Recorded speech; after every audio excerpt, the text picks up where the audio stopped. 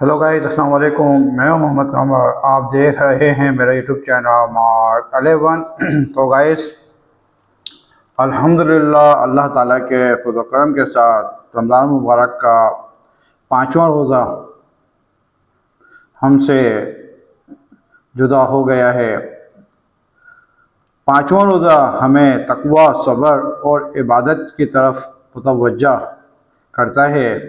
رمضان وہ بابرکت مہینہ ہے جس کے بارے میں قرآن پاک میں ارشاد باری تعالیٰ ہے کہ یہ ہدایت کا مہینہ ہے۔ اسی مہینے میں قرآن پاک کا نزول ہوا جو پوری انسانیت کے لیے رہنمائی ہے۔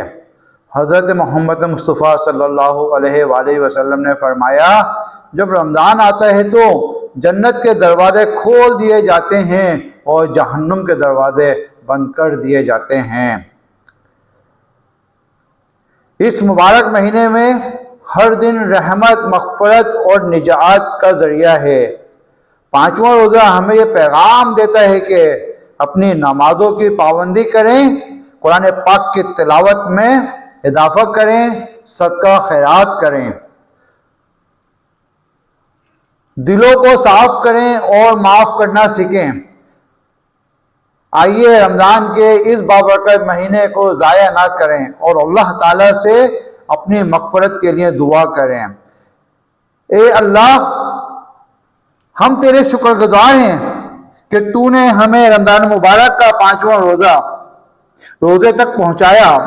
یا اللہ، ہمارے تمام روزوں کو، نمازوں کو، تلاوت کلام پاک کو اور ذکر و اذکار کو اپنی بارگاہ الہی میں قبول و مقبول فرما۔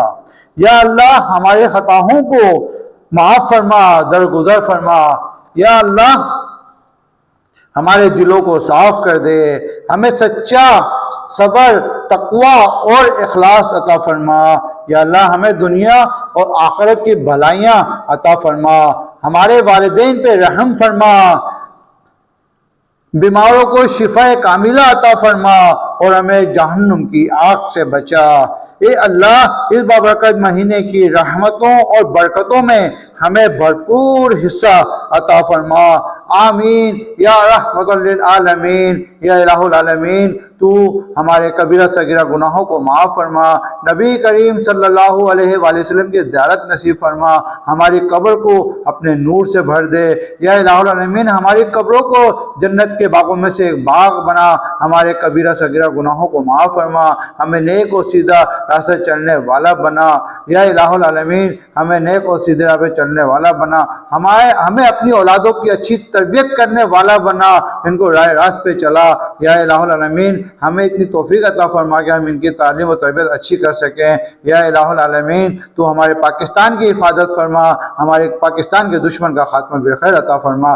آمین ثم آمین یا رحمت للعالمین۔